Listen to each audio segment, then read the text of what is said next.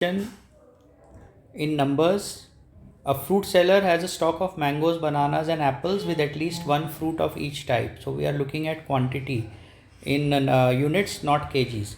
At the beginning of the day, the number of mangoes make up 40% of his stock.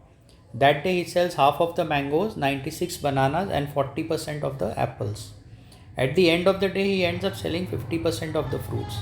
The smallest possible total number of fruits in the stock at the beginning of the day is how much?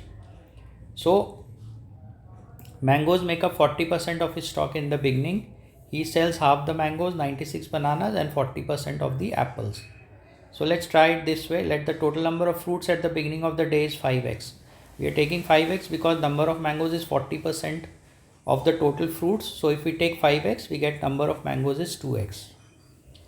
He sells 50% of 2x mangoes. He sells 50% of 2x mangoes, that is x. 96 bananas, that is 96. And 40% of 5a apples. We have taken the total number of apples as 5a. So 40% of 5a is 2a.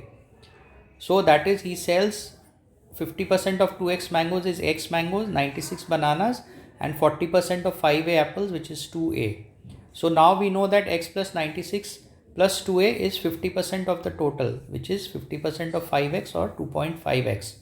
So by transposing we get 1.5x is 96 plus 2a, x equal to 64 plus 4a by 3, and 5x equal to 320 plus 20a by 3.